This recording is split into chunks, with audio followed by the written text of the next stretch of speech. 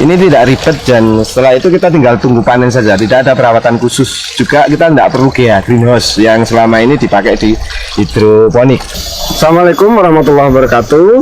Halo guys, kami petani Banyuwangi. Ini tengah berada di Desa Kanigoro, Kecamatan Pagelaran, Kabupaten Malang, bersama dengan Pak Basiri. Beliau adalah petani penggagas hidroganik. Apa itu hidroganik, dan semoga bisa menarik minat kita, terutama generasi muda milenial untuk bertekun di dalam dunia pertanian. Jadi hidroganik ini adalah salah satu sistem budidaya yang kita kembangkan di Bengkel Mimpi. Dengan Pak di sini kita namakan Bengkel Mimpi.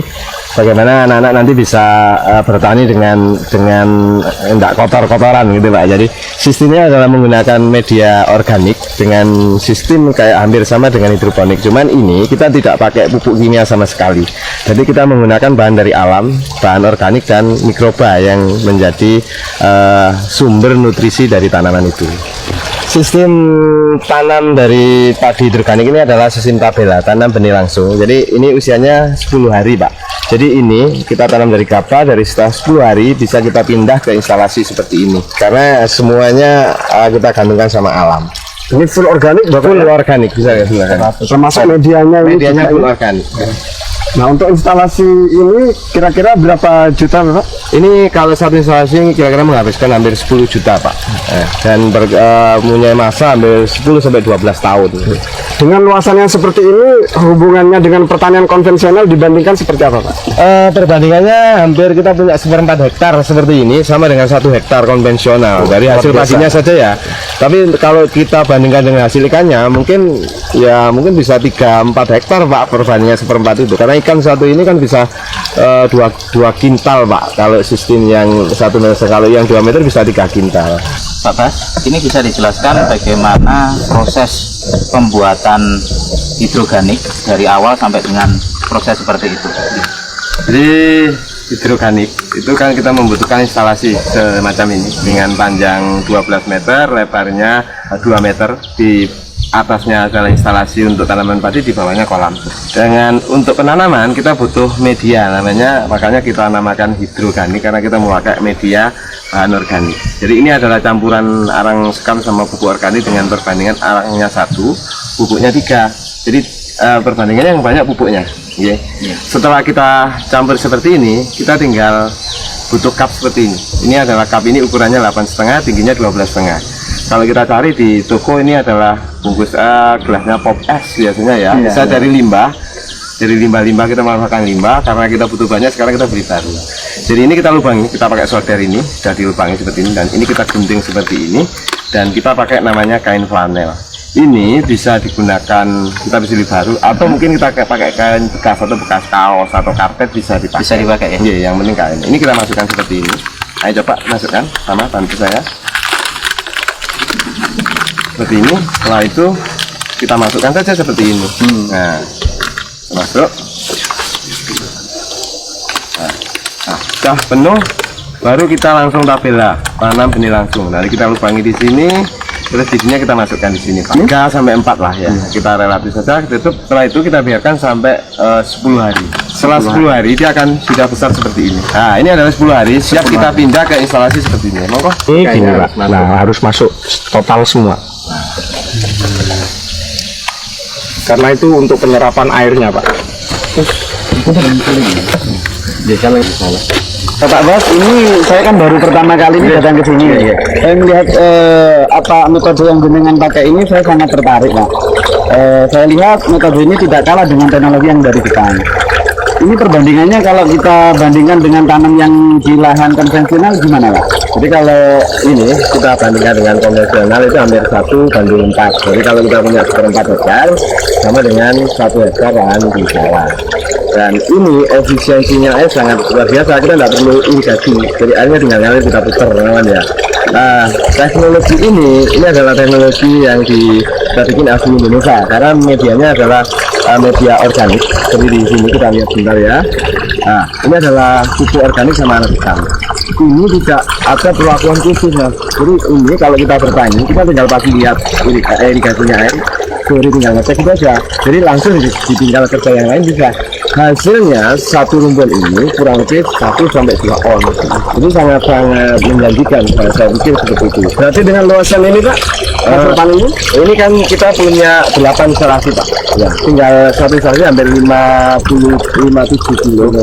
Tinggal kali 8, jadi hampir setengah ton lebih Pak. Ya, berarti kalau dikalikan setara dengan 1/4 hektar itu dapatnya 4 ton Pak. 4 ton. 4 ton. Jadi kita nggak perlu tanah yang kayak di sawah. Jadi di tanah kering kan juga bisa Pak, di lahan-lahan kering. Jadi memanfaatkan lahan yang mungkin tidak difungsikan selama ini, mungkin karena lahan berbatuan, teknologi ini bisa dipakai.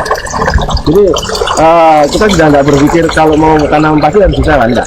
Di atas bukan bisa boleh. Kalau orang Jepang itu tanam padi di dalam gedung, nah, kita sudah melampaui itu ya Pak Basir ya. Jadi ini airnya terjun ke sana, turun ke sana. Jadi awalnya dari sini. Jadi fungsinya ini kalau untuk ikan itu untuk membersihkan air untuk kebutuhan ikan. Sampai dia bawa oksigen, bawa plankton yang jatuh ke kolam. Jadi makanya kalau kita lihat di sini ini agak kotor. Ini kan kotoran ikan yang nempel di sini Pak. Selain unsur hara yang di cup ini juga ditambah dengan kotoran ikan ini. Makanya kita tadi tidak usah produk tambahan pupuk. Jadi seperti itu. Istilahnya simbiosis mutualisme. Saling menguntungkan antara tanaman dan ikan. Jadi kalau lampunya berapa? Lampunya cuma butuh 35 watt. Untuk satu ini memang kita hidupkan 24 jam non-stop. Fungsinya memang kolamnya harus terus kelihatan jernih seperti ini. Jadi tadi air ini tidak kita ganti. Padi ini usianya 1 bulan persis hari sekarang. Karena kita tanamnya tanggal 11 bulan 3 kemarin. Kita buka ya, biar tahu nanti. Kita matikan dulu instalasinya. Kalau tahu, nah ini Pak, tombaknya sekecil ini. Saya punya hampir 16 instalasi pompa seperti ini. Saya cuma kena 250 per bulan Pak. Kalau yang saya dengar tadi perbandingannya bisa 4-5 kali lipat dari padi konvensional. Ini belum lagi ke ikan.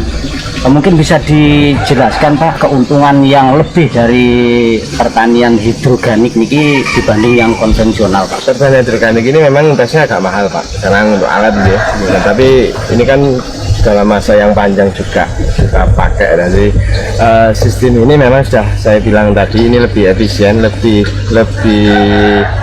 gampang dilakukan, jadi tidak kotor dan sebagainya. Petani keren itu intinya ke sana. Padi ini memang salah satu hasil dari budidaya namanya hidroganik ini, karena kita mengombinasikan tanaman padi sama ikan.